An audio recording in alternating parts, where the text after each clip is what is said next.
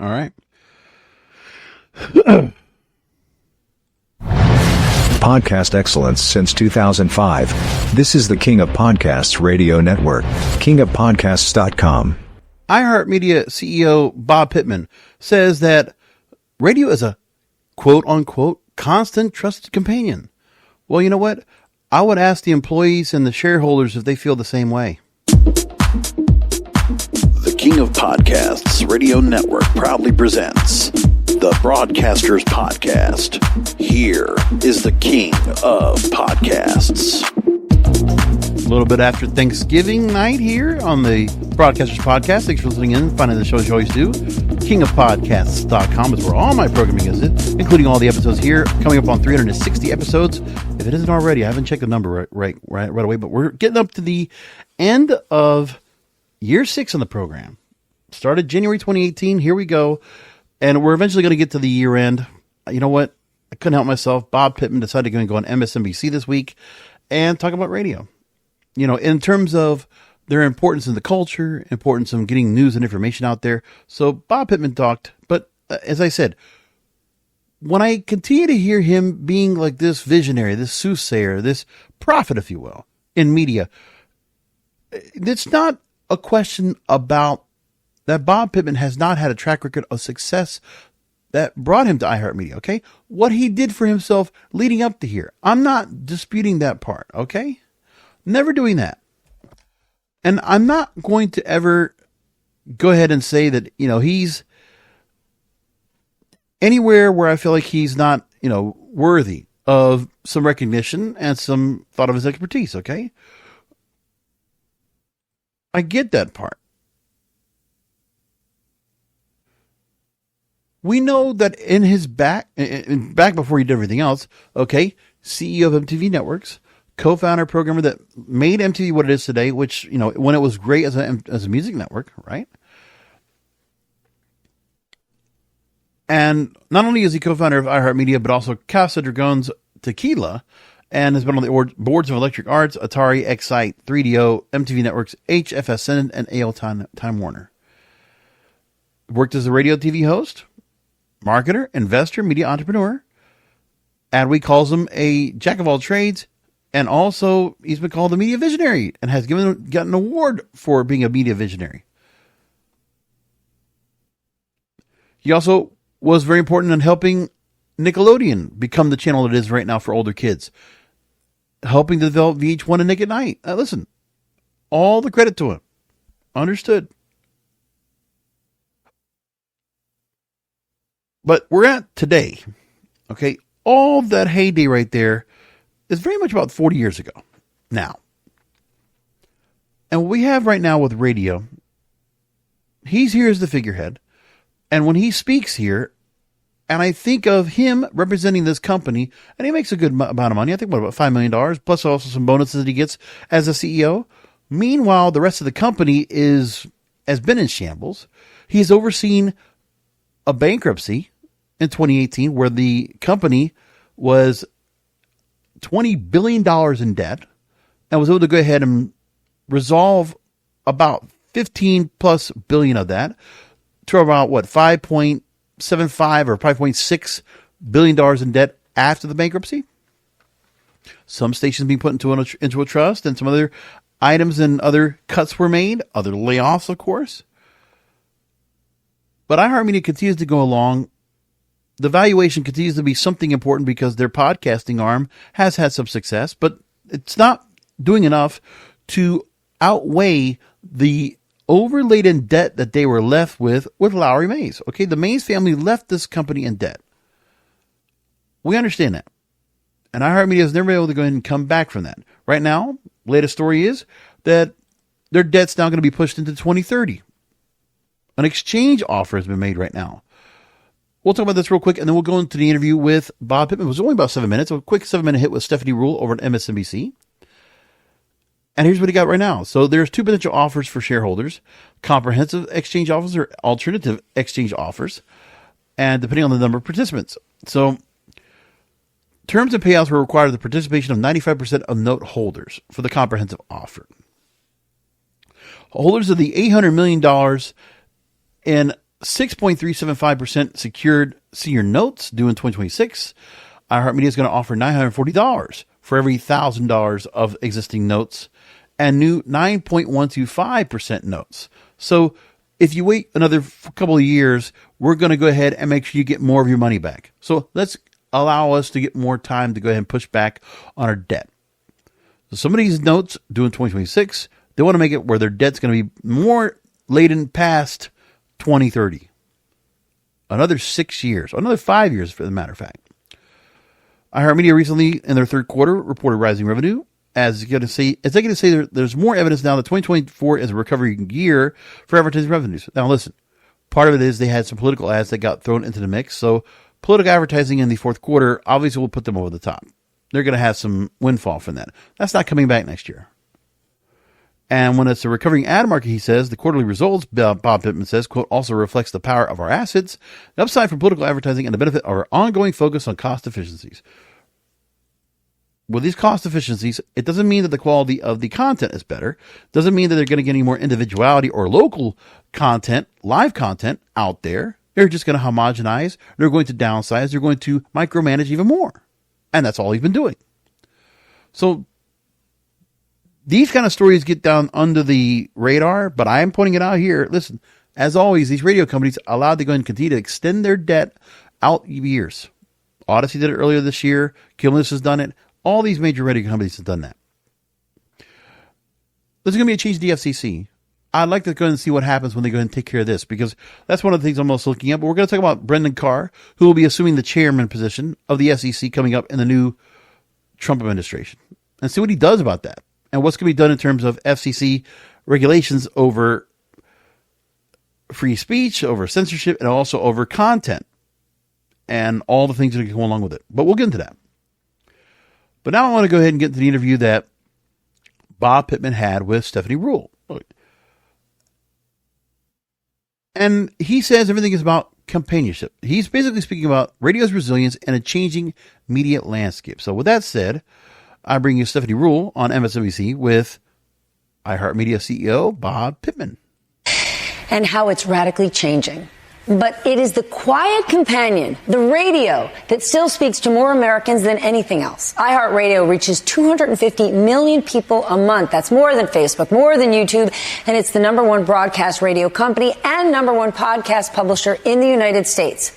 This company knows a thing or two about what Americans care about.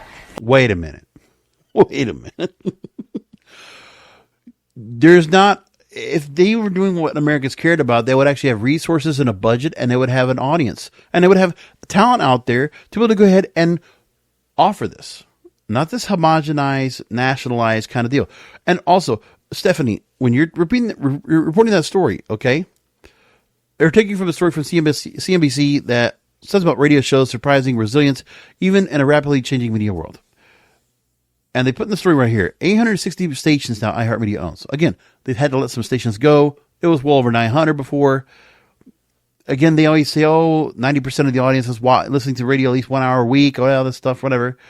And yeah, it's these numbers they kind of fidget out to the shareholders every month or every quarter to try to make sure they can go ahead and continue to do what they do now. Oh, we got something promising in our quarterly results.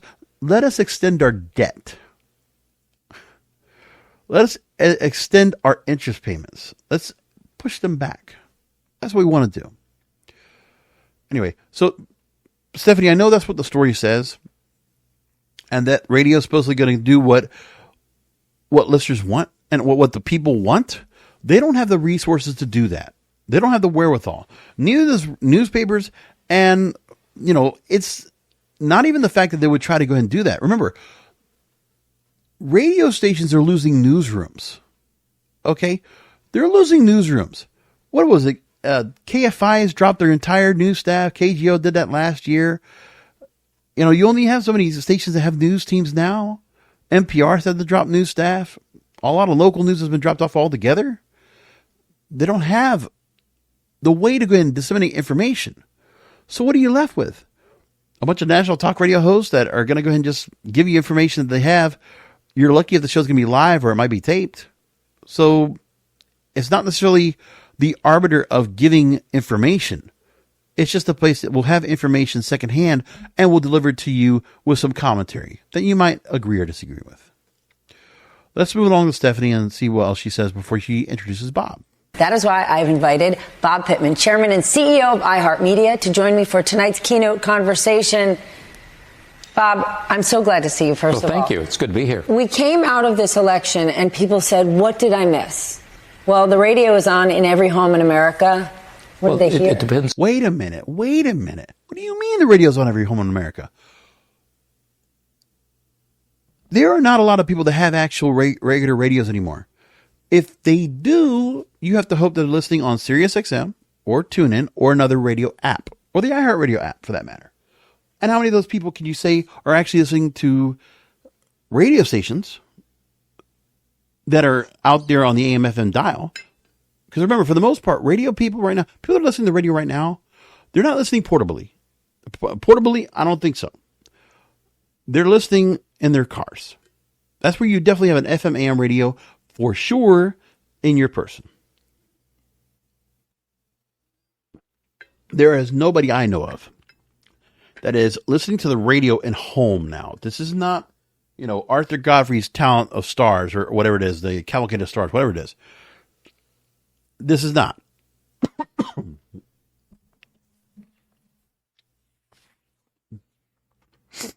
We're not listening to Jack Benny and Lucy Ball. We're not doing that, okay? Stop it. This is delusion that's being done. And obviously, Bob Pittman was probably making sure that when Stephanie pitches this question and pitches the conversation, she has to say this. It's not real fact. It's what radio's been allowed to go ahead and get away with for a long time. Anyway, here's Bob. It's on who you're talking about saying that. Because there's some people go, oh, yeah, this is exactly what I thought would happen. Friends here in Manhattan and other places I spend a lot of time probably said, what? We're living in a world where we often just listen to our friends. We listen to the echo chamber, the way media is structured, especially with social. You can get yourself in the bubble. I mean, the biggest problem I have is I go see advertisers. They go, no one listens to radio anymore. I go, do you look at any facts? And by the Okay, yeah. See, he wants to say the facts are out there. Whatever that Nielsen puts out there, the Edison Research Inside Ear Survey, right? All this stuff. Okay. Now, Bob, if you're going to honestly say that you're actually giving information out there that people want, can we just kind of hit the real skeleton in the closet here? You operate plenty of conservative radio stations, conservative talk. Stephanie Rule is on a network that they don't necessarily agree. They actually think that there's disinformation being put on your network. The fact of the matter is, Bob, is that your network, okay, Premier Radio Networks, which is the primary distributor from iHeartMedia, okay, it was owned by iHeartMedia and then was kind of split off. But now you're talking about Clay Travis and Buck Sexton, the replacement for Rush Limbaugh. You're talking about Sean Hannity, okay? You're talking about Glenn Beck. I'm just saying, you have plenty of conservative programming and stations that are running Fox News at top of the hour for 5 minutes. And you're going to tell people that you are, this equal time kind of station. No, you're not. You're not. We don't have Air America anymore. We don't have shows that are out there that have a liberal slant or just a left-wing slant. We don't have those on radio. Okay, let's be honest here. And Stephanie Rule's not going to call him out on that. But that's the other part too. Where's the diversity in media on the radio? Why is radio allowed to give a pass? If there is in radio at all, it's not on his time. It's NPR. Okay, Bob Pittman and iHeartMedia, representing iHeartMedia, they are the conservative art. They're more like the Fox News. NPR is more like a CNN, MSNBC style. And I'm not saying that one is better than the other. I'm not saying that. But it's one thing to be said about, okay, they really can't make that much money off of advertising here on iHeartRadio. Look at what they have to do. But NPR, yeah, they get donor support and they get government support to be able to go and prop them up. Good for them. But That's what they're going on there. The same thing goes for Sirius XM. A lot of conservative programming over there. Now they have other podcasts and other talk programming that might not necessarily be, of a political slant that will be favorable to most. I mean, listen, that's the part that she's trying to bring up here. This is again from a political standpoint, but she's trying to talk about radio from an overall standpoint here and what Bob is trying to say. So, I mean, if we're going to go and talk about that part right there and say, okay, that's what they're doing. So when I hear Bob Pittman saying that, they represent a very unbiased view or a very centralized or very well-rounded view, their networks don't do that. Their stations, all these AM/FM stations they own, mostly conservative right-wing. So he's able to go ahead and skip past that. Let me go back to that answer real quick and one more time. Just hear this. Hold on a second. We're living in a world where we often just listen to our friends. We listen to the echo chamber, the way media is structured, especially with social. You can get yourself in the bubble. I mean, now that's cable news. Let's be honest with each other. That's cable news. Social media is much more rampant, okay? But we're also starting to see that there's some echo chambers within social media, but that's okay. But again, Bob, what about radio? The biggest problem I have is I go see advertisers. They go, no one listens to radio anymore. I go, do you look at any facts? And by the way, if I'm in St. Louis, they know everybody listens to radio. In Manhattan, they may not know it. And so I think it's a world in which we've lost touch with the other side. There are many different opinions out there, and I think we've also lost a bit, and you see it reflected in the attitude of the country, respect for it's okay to disagree. I can have great friends and they have opposite views than I do. We used to laugh at each other. Now it's like everybody tries to get us mad at each other. So, okay, the other part too is that if Bob Pittman had to go and worry about what shows he could put on that's going to make money, well, let's just make it clear. All right, Mark Maron, Lionel, Rachel Maddow, Randy Rhoads, Nicole Sandler, Tom Hartman, a lot of other shows they could put on all these stations right now that are still broadcasting, programming out there, or they're kind of like sitting out in the back trying to go and get a job somewhere, trying to get back on the radio somewhere. And we used to have Ed Schultz back in the day, but like the problem is now the left wing side of talk, they're not on iHeartRadio. They're not unless they're not available, but for the most part they're on NPR. That's where you find them. That's where people can listen to. They're not on iHeartRadio stations. And so for him, if he's talking about radio in total, okay, that's one thing. But if he's trying to say that he's trying to do something about that as well, no, because he just said himself, if they can't make money on it, if the advertisers won't come in and buy on the shows, he doesn't care. He doesn't care. He's not a radio person. Okay? He's all about advertising. He needs to try to go ahead and lure money in to pay off their debt. Because they're not going to make a profit. They need to pay off their debt. Moving along. So what is it that radio knows? The fact that you have all this data, speak to all these people. I mean, the fact that you're from Mississippi, I think that being from New Jersey is my superpower. What do you know that we don't? Well, look, I know that there are a lot more people in this country than the people who live in Manhattan. And when people call us the media elite, there's probably some truth to that. We all hang out with each other. We all know each other. We all talk to each other. And there becomes a dialogue. But what people are really interested in is they're interested in just living their lives. They want a safe life.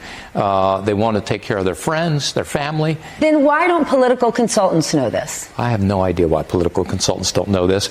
I think, the political consultants are the same thing as us media people, is they live in a very small world and they talk to each other. And pretty soon their own conversation turns into fact. Now, here's the other part he's got to make mention of. You used to have focus groups. You used to have research.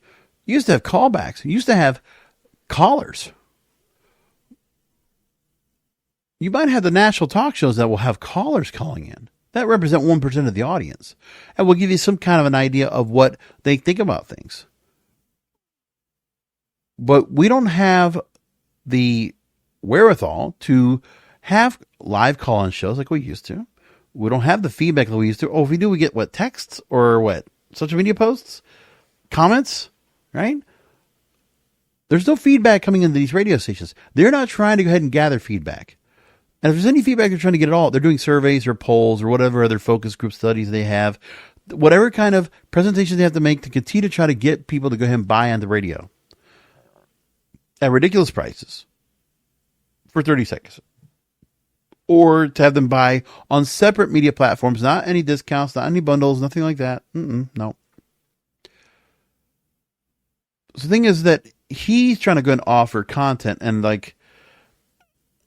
but they don't have anybody that's actually offering any insight as to what should be talked about. Like, there is no public community, no public opinion that's allowed.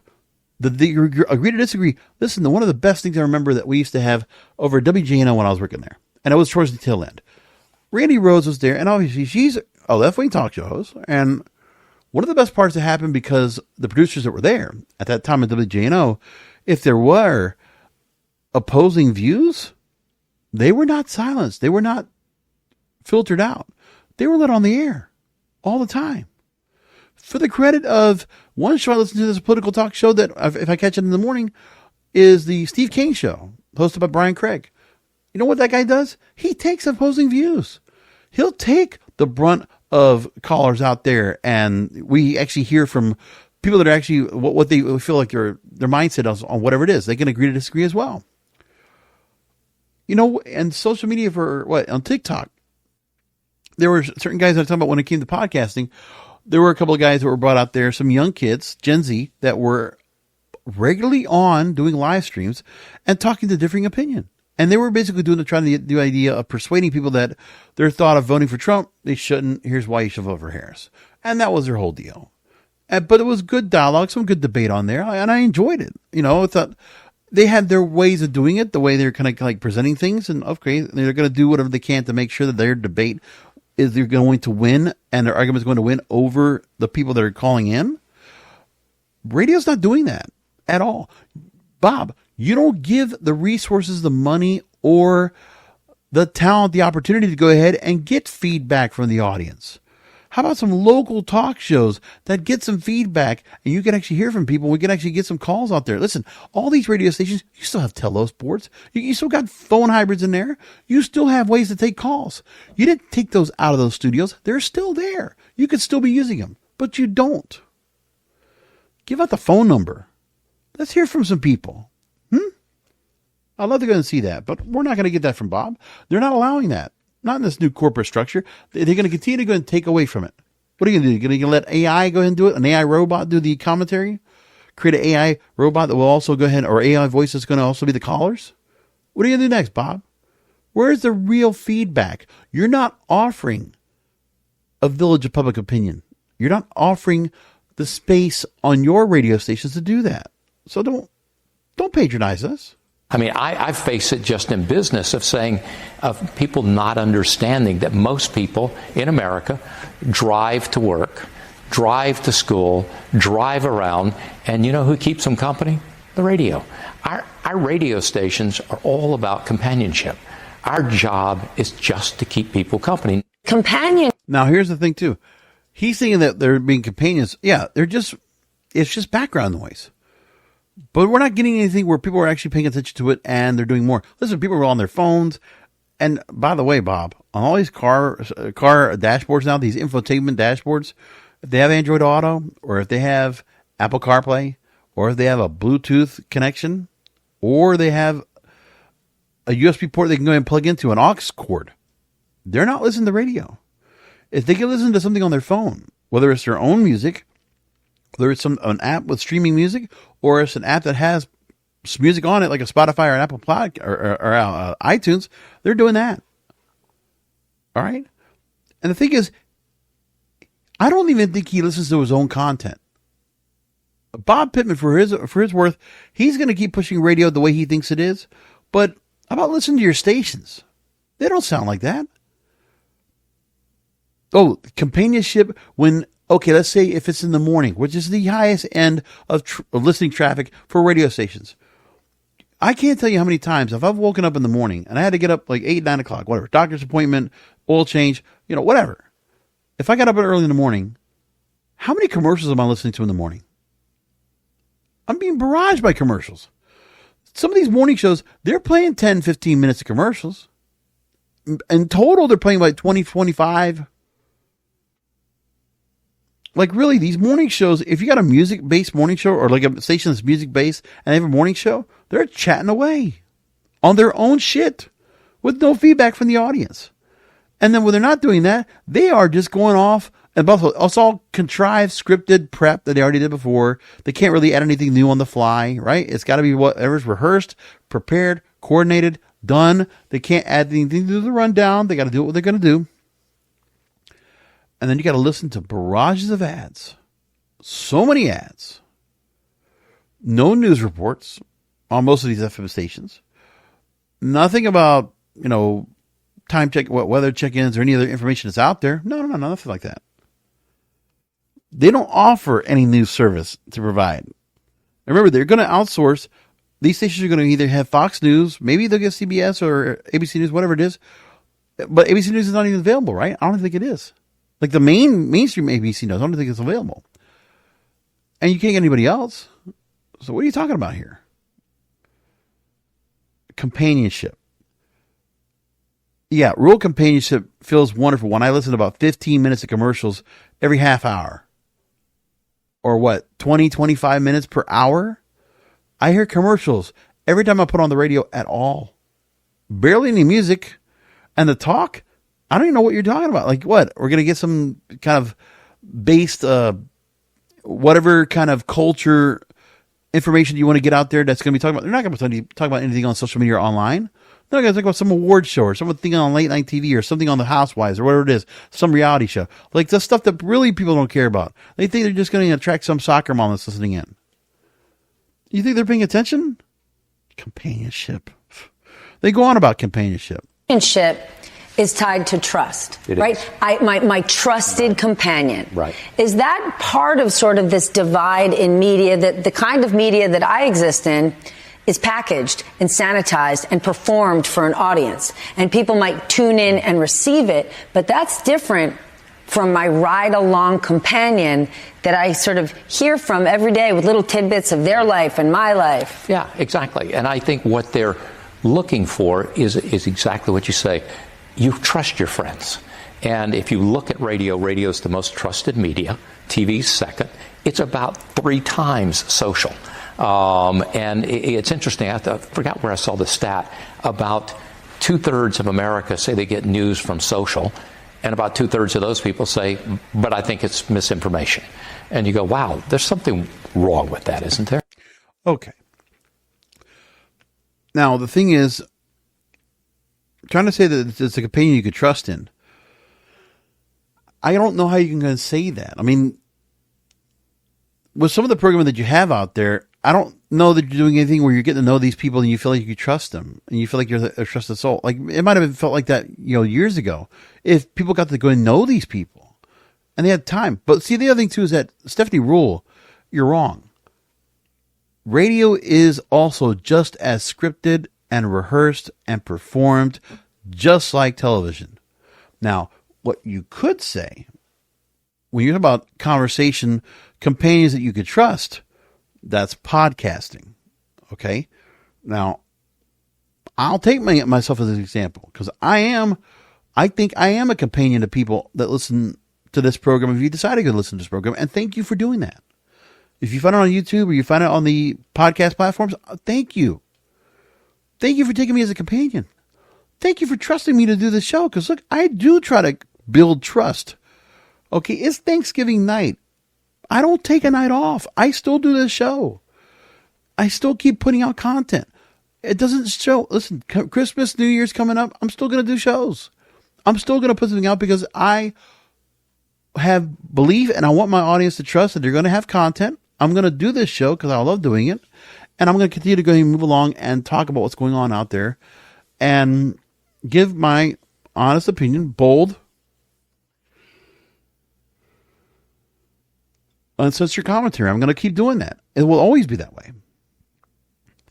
So now, radio is in its form. If you took the commercials away and just give us longer form, maybe we can get some of that. And in talk radio, you might get that for about 15, 20 minutes for a particular show because that first break, that first segment of a show, like when you listen to Rush Limbaugh or Sean Hannity or whatever, you don't like them. Some of you might not like it, but guess what? People will listen into that first segment 6 minutes after till about, 27, 28 minutes after the hour, where they have to hit the break. And they don't take a middle break, right? Because what they'll do is they're supposed to take a break in between 6 minutes after and 30 minutes at the bottom of the hour. But what they always do is they'll just go ahead and extend out the time they have. And then they'll run like a 30-second segment with 2 commercial breaks embedded in between. Then you'll have, one show will go ahead and go in about, 25, 26 minutes after the hour. 20-minute segment they'll have. And then they'll have the break.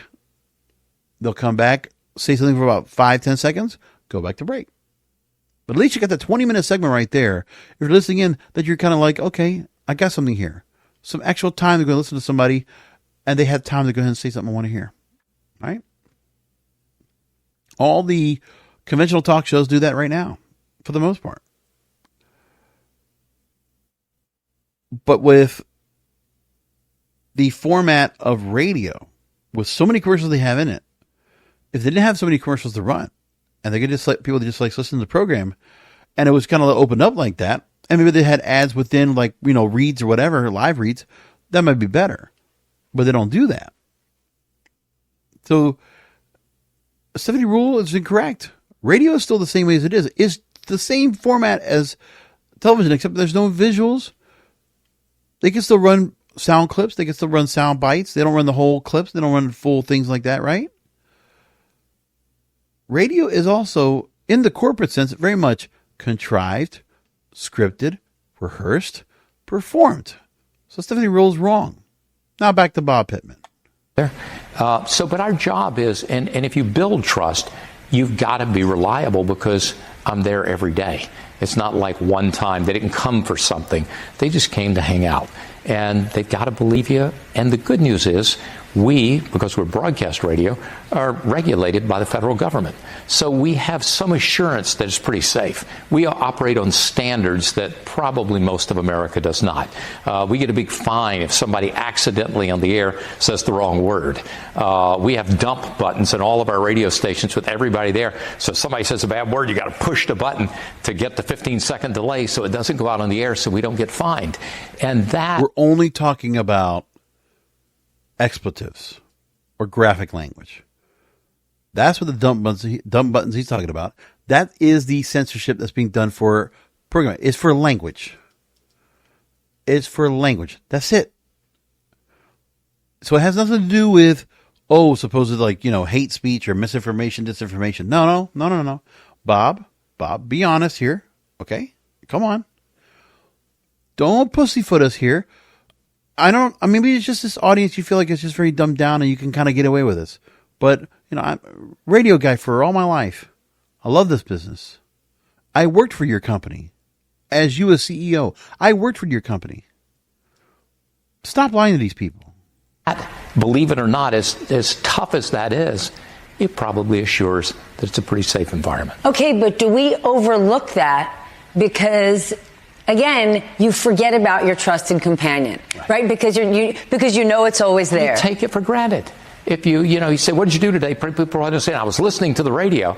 They just listen to the radio. It's like they got up, they ate breakfast, they turn on the radio. It's interesting. Alexa, the number one use case on Alexa is radio. Number 2 is the timer. Number 3 is weather. Guess what? Timer and radio, clock radio.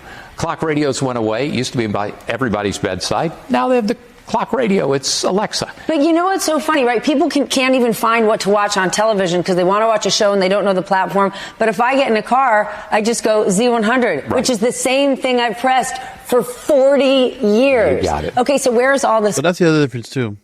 So yeah, metropolitan areas, right? New York, Los Angeles, Chicago. Yeah, they get a cumulative audience that is significant.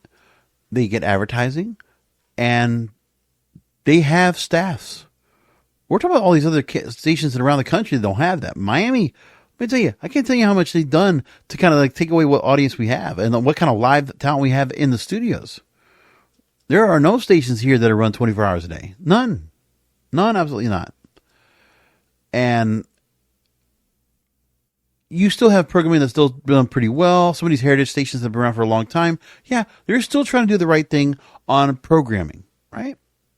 But you also have people that have been around for a long time, make sure they got their contracts kept, and they continue to go and bring out programming that's really good. So I imagine the Z100, if I wanted to listen to it, yeah, we do take it for granted.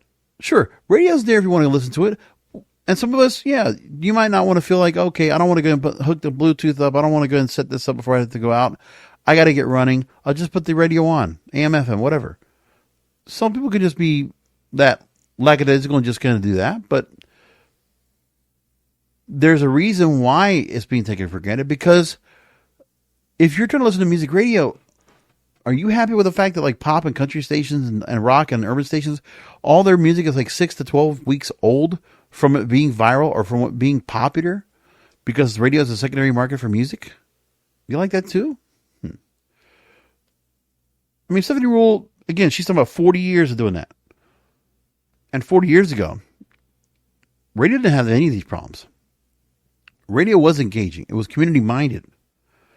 Radio had talent, and you could find companions you could trust because the people who were on there were good. They were talented. Just pick Z100 and the people that probably had on there at the time that she's probably talking about 40 years ago. Scott Shannon, Jack the Whack, Hollywood Hamilton, right? All these folks that were over there that were very good and knew how to go and entertain their audience whatever time of the day or night. Okay, back to this interview.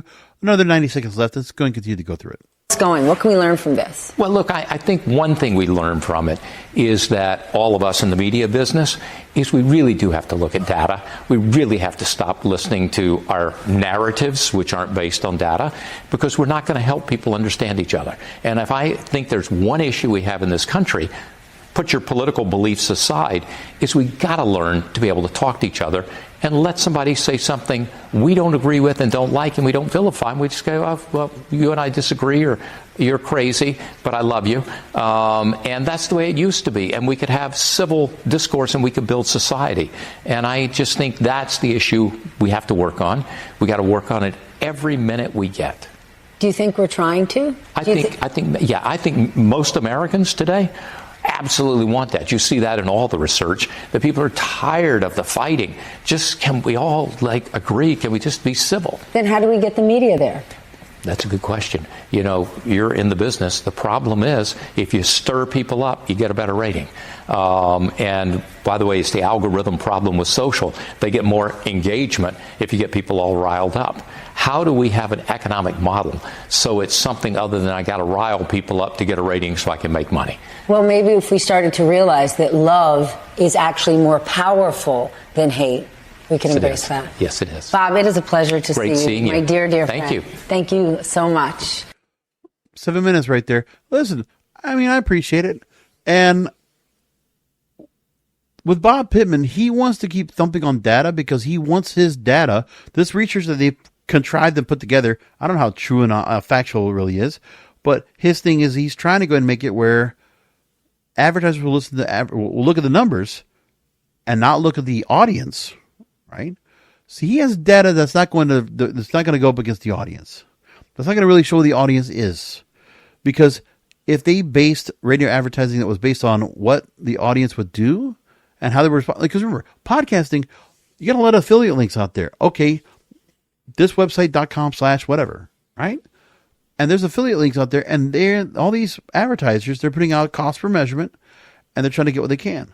Meanwhile, radio is still in an antiquated format of trying to go and sell bulk advertising. They could do that for national sponsors, but the locals are not going to buy that. They want to know, hey, what's my audience? It's one thing for the national advertisers. Okay, the ad rep firms. Okay, yeah, you're going to make my ads all over the place on all your stations. Okay, that makes sense. I can buy that enough to go and say, okay, I'm going to get something out of this. Fine. But what about the local stations? No. You're not going to get much out of that anyway. I mean, you're going to hope that, okay, there's some people that are going to have foot traffic to the door for whatever business it is, or phone calls or emails or whatever, to get engagement and get some leads for them. But are they really getting that at all? No. But Bob Pittman hopes that if you just read the numbers, look at my survey, look at my reports, look at my TPS reports. No, Bob, you're wrong. So let's get to the actual other news that's coming out of this from iHeartRadio that they've been going through right now with iHeartMedia and why we should be listening to the data. Let's go to the actual data that actually matters there, Bob. All right. So they're saying that, they're getting scrutiny for a much publicized reduction in force impacting 5%, close to 5% of its total employee roster. So if things are going so well, Bob, then why are you getting rid of hundreds of employees right now from the company? Like, why is that? It's part of not talking about. By the way, there's a picture in this radio TV business report that talks about the recent numbers and the scrutiny about the jobs being cut. Meanwhile, Bob Pittman and Rich Bressler at a happy hour at the iHeart Cafe during the Cannes Lions Film Festival, the advertising festival in Cannes, right? In June. And they're all nicely touristy out and all that. That's really great. Look at you guys kind of living it up. Meanwhile, look at all these people that around Christmas time you're getting rid of. You're getting let go. How pathetic is that? Very. New York Post actually talks about that. There's hundreds of jobs amid industry struggles. Out of their workforce of more than 10,000 employees, they're going to have to cut less than 5%. And Wendy Goldberg, an iHeart spokesperson, told New York Post about the layoffs that the company has focused on expanding its Gen Z audience, and its broadcast radio audience has more listeners than it did 10 years ago. There's not even anything that goes behind that. It's just a blanket statement. A blanket statement. So in the second quarter earnings report, okay, we should be listening to Bob Pittman because iHeartMedia, okay, they are roughly $5.21 billion in total debt, $4.85 billion in net debt. A top radio executive who does not work at iHeart told the New York Post that, quote, I've heard that iHeart is going through major restructuring. They have to show their lenders they are improving profits. And also saying there's a lot of pressure on Bob Pittman to stem the decline. By the way, in the securities filings right now with iHeartMedia, Bob Pittman and iHeart CFO Richard Bressler, they both still have access to a private plane. They lease the aircraft at $42,000 a month. Do they have radio in that in that private plane there, Bob and Richard? You got a radio in there?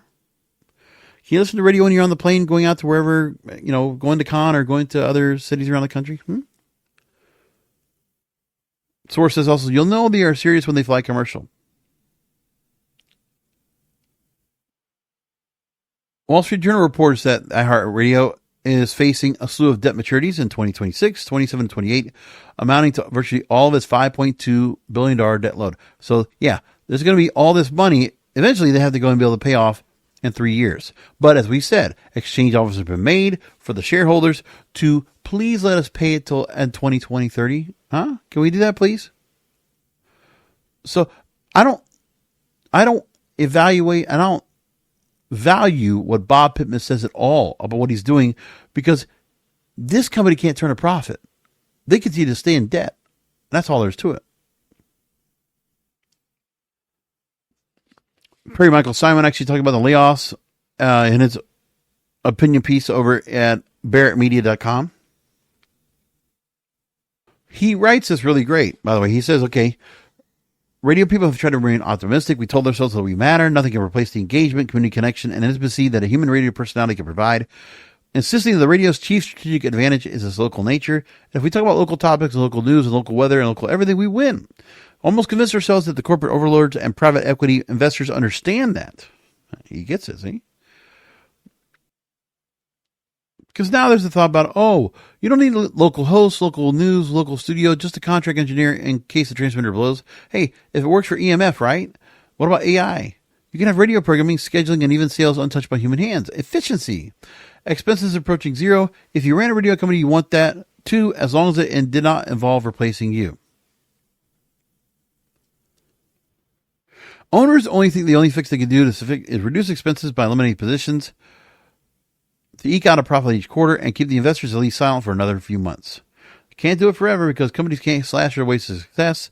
It's kicking the can down the road the same way they always have, cutting jobs and refinancing when they're really explaining the end game. He goes on to close out and say about that, maybe someone will come along, acquire stations without incurring too much debt, operate them with a focus on local service and actual human staff on hand to create community and engagement. After all, how many times can a company declare bankruptcy before creditors realize they probably need to do something different? Meantime, though, for anyone who his career is in radio, take the hint for the wave of layoffs. Your future may have to be in another business. Good thing there's life after radio. You might even like it more. So that's one of the things you got to think about. Meanwhile, we still have people that are putting out opinion pieces about radio that we need to have focus on personalization. Hyper-personalized content is key to winning listeners back to radio.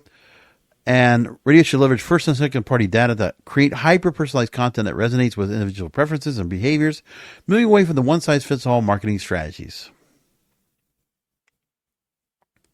Optimized for mobile and voice search. Businesses that are leveraging immersive technologies are often compelling experiences. Invest in influencer marketing. Data-driven decision-making is a must. And foster a culture of innovation and encourage experimentation. This Dave Charles from Media Results who wrote this story. I'm like, oh no, come on. Who's going to be doing that? Who's got the resources to do that? Come on there. One more thing I got to bring up before we wrap things up, and this is where I think it's going to be very important. When the FCC makes their change, the chief of the FCC coming up, Brendan Carr, he will be revisiting the bankruptcy reorganization of Odyssey, which only got a 3-2 vote when it made it through, and they basically put a rubber stamp on it. One of the things that Brendan Carr makes mention of as he's getting ready to go and become the chairman of the FCC coming up, a broadcast license is not a sacred cow. You have an obligation, quote, to operate in the public interest. The FCC hasn't really taken any action on that front in a long time, but I think we need to reinvigorate that.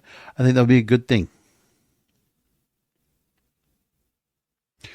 And then one other thing he says in here that really catches my attention, I think people need to pay attention very quickly because this is going to catch the eye of people. And I'm like, you know what? He's right about it. Keep an eye out because this is a shot across the bow. Signal above the noise. He says, quote, trust in journalists and in the media business in general is an all-time low. I think the FCC can be supportive as legacy media tries to make a shift and regain some trust. And that there's going to be a lot more that's going to be done about this. So the FCC is going to make some changes. What's that going to mean for radio? We'll find out.